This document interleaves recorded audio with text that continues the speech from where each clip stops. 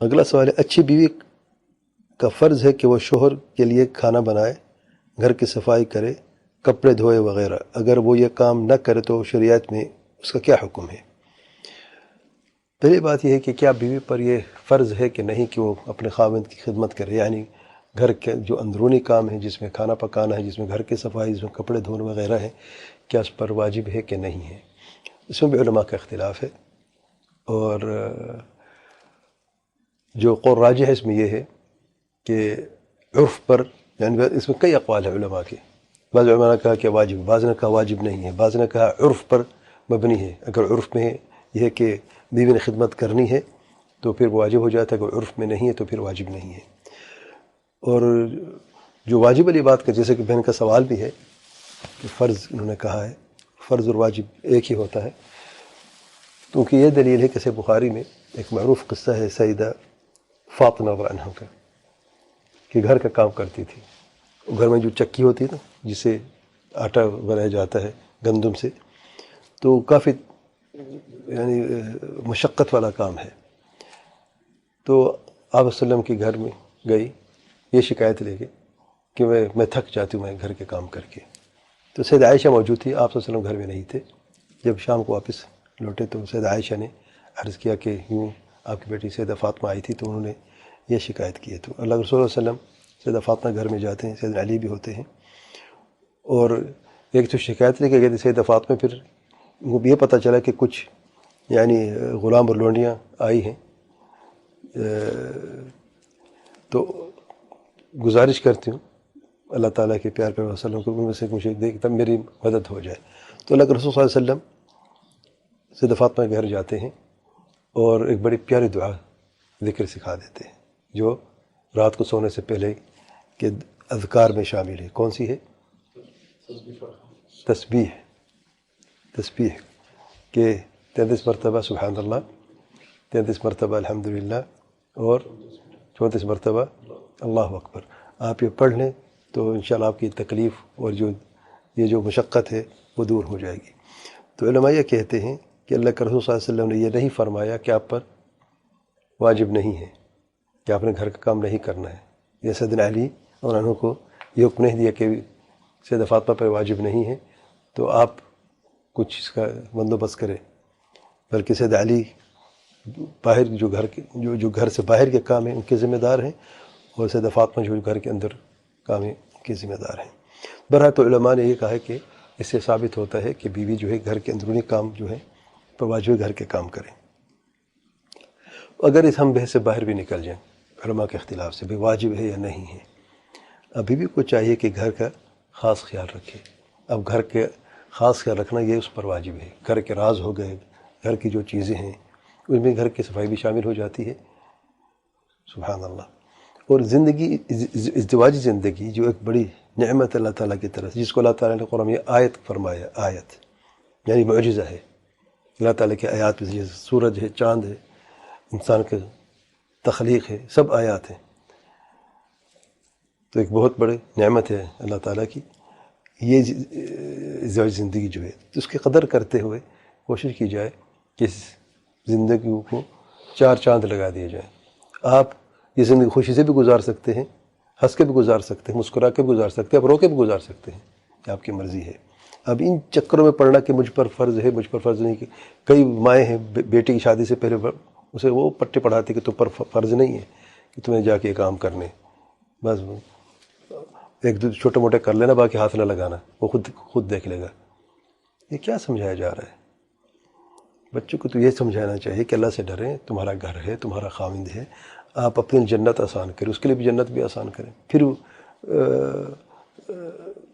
کیا یہ بھی اکثر سوال آتے ہیں کہ ہمارے اوپر خاوند کے والدین کی خدمت بھی فرض ہے. بھی آپ پر فرض نہیں ہے، لیکن خاوند خدمت کرنا آپ پر فرض ہے. جیسے کہ میں نے کہا قول راجح یہی ہے اس مسئلے میں. آپ کے لیے جنت آپ کا خاوند ہے، آپ خاوند کے لیے جنت ان کے والدین ہیں، تو آپ کے لیے جنت آسان کریں، ان کے لیے جنت بھی آسان کر دیں. اپنی جنت مصیبت میں ڈال دیتے، مشکل میں ڈال دیتے، اور خاوند جنت بھی مشکل ڈال دیتے ہیں اس معمے میں پڑھ کے کہ میرے اوپر تو واجب ہی نہیں ہے، میں کیوں خدمت کروں نہ کروں. اگر عام سے بزرگ ہوں، اگر آپ کے خاوند کیا ہے یعنی والدین بھی نہیں ہیں، تو ان کی قدر کرنا، ان کا احترام کرنا، ان کو رسپیکٹ کرنا، اگر آپ بڑھاپے کو مدد بھی کر دیتی ہیں تو آپ کبھی اجر سے محروم نہیں ہوں گی. تو آپ عبادت سمجھ کر اجر حاصل کرنے کے لیے اخلاص نیت کے ساتھ آپ خدمت کریں اور دیکھیں انشاءاللہ اس کا دنیا میں آپ کو اجر ملے گا اور آخرت میں بھی انشاءاللہ آپ کا کبھی ضائع نہیں ہوگا. تو اپنے آپ کو اس معاملے سے تھوڑا سا نکالیں. میری یہی گزارش ہے اپنی بہنوں سے اور بیٹیوں سے کہ جیسے کہ حدیث میں آیا ہے فظفر بذات الدین تربت یداک. جب عرض کیا ایک صحابی نے کہ میں کس عورت سے شادی کروں، یا عورت جو ہے وہ اپنی خوبصورتی کے لیے یا نسب کے لیے یا مال کے لیے شادی کی جاتی ہے، ٹھیک ہے نا. تو آپ نے کیا فرمایا؟ خوبصورت دیکھ لو، خوبصورتی دیکھو، بس مال دیکھ لو، حسب دیکھ لو، یا دین دیکھو. تو دیندار جو اللہ سے ڈرنے والی ہے، جو صالح عورت ہے، یہ لڑکی جو ہے، اس کی کیا علامت ہے؟ اس کے صلاح کی، اس کے تقوی کی کیا علامت ہے؟ یہ علامت ہے کہ مجھ پر فرض ہے، نہیں ہے، یہ کر دو، وہ کر دو، میں نے یہ کیا ہے، تم نے وہ کیا ہے، ہرگز نہیں. اللہ نے فرمایا فالصالحات قانتات. جو صالحات ہے وہ قانتات کسے کہتے ہیں؟ بہت زیادہ فرمانبردار اور عبادت گزار اللہ تعالیٰ کی. تو اللہ تعالیٰ کی عبادت میں، فرمانبرداری میں اگر آپ حق ادا کرنا چاہتی ہیں تو آپ کو خاوند کی حق ادا کرنے کا، آپ کو خاوند کے حق ادا کرنا پڑے گا. خاوند کی خدمت کا، ان کے ساتھ رہنے کا، ان کے ساتھ محبت، ان کے ساتھ احترام، ان کے گھر کے خاص خیال رکھنا، ان کے مال کا خاص خیال رکھنا، ان کے گھر کے راز کا خاص خیال رکھنا. اور اگر آپ یہ دیکھیں کہ گھر کے اندر جو ہے وہ برتن وغیرہ کی آپ نے حفاظت کرنی ہے یا پر واجب ہے، تو کیا والدین جو ہیں وہ برتنوں سے بھی گئے گزرے ہیں؟ کیا ان کے خیال نہیں رکھ سکتی؟ یہ الگ بحث ہے کہ واجب ہے کہ نہیں. ٹھیک ہے اگر آپ پر واجب نہیں، خاوند کی خدمت پر واجب ہے، والدین کی خدمت واجب نہیں ہے، لیکن کہ گھر کے برتن کا خیال رکھنا واجب ہے کہ نہیں، گھر کی صفائی اور باقی چیزیں جو ہیں. اور میں یہاں پہ یہ بھی کہوں گا کہ گھر کے جو بزرگ ہیں وہ بڑے ہیں، وہ چھوٹی موٹی بات میں جھگڑا نہ کریں. ایک نئی لڑکی گھر میں آئی ہے، نیا ماحول ہے، ذرا آسانی کرے، اپنی بیٹی سمجھیں اور بیٹی سمجھنے کا حق ادا کرے. دیکھو زبان سے ہر بندہ کہتا ہے، یہ بہو بھی کہتی ہے، ساس سسر میرے ماں باپ ہیں، وہ بھی کہتے ہیں ہمارے لیے بیٹی ہیں. اب زبان سے کہنا آسان ہے لیکن حقیقتاً اس پہ عمل کرنا مشکل ہے. اور آسان اس کے لیے جس کے لیے اللہ تعالیٰ آسانی پیدا فرمائے، تو اس کا حق ادا کریں. اور یقیناً اس کو اپنی بیٹی سمجھیں، جیسے اپنی بیٹی کے ساتھ آپ سلوک رکھتے ہیں اس کے ساتھ ایسے سلوک رکھیں.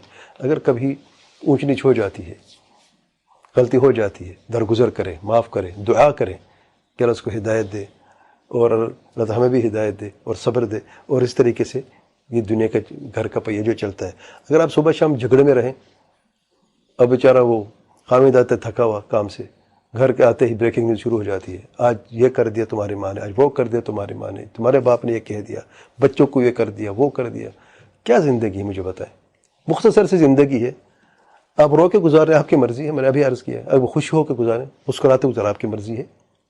لیکن یاد رکھیں رب کو ناراض کر کے کبھی نہ گزاریں. واللہ اگر اللہ تعالیٰ ناراض ہے تو پھر کوئی خیر اس زندگی میں نہیں ہے. اور کیا اللہ تعالیٰ خوش ہوگا ایسے گھرانے پر جو آئے دن جھگڑے میں ہو؟ بیٹے کے لیے والدین کے حسن سلوکی جو فرض ہے بیٹے پر، اور بیوی پر خاوند کا حق ادا کرنا جو ہے، جو اس پر واجب ہے.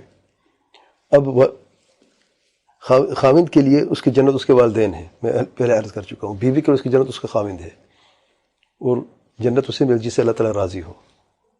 تو کتنی آسان ایک آسان فارمولہ ہے. آپ اپنے خاوند کو خوش رکھیں، خاوند اپنے والدین کو خوش رکھے، والدین خوش اور راضی، تو پورے گھرانہ جو الحمدللہ اللہ تعالیٰ کی رضا ہوگی اور رحمت و برکت نازل ہوتی رہیں گی. تو اللہ تعالیٰ سے ڈریں اور ہر بندے کو جو اس پر حق ہے، جو اس پر واجب ہے، اس کے بارے میں سوچیں میرے پر کیا واجب ہے، میں نے کیا کرنا ہے. اگر آپ اس طرح کی زندگی گزاریں گے انشاءاللہ تو آپ کے لیے بہت سے مشکلات آسان ہو جائیں گے. واللہ اعلم.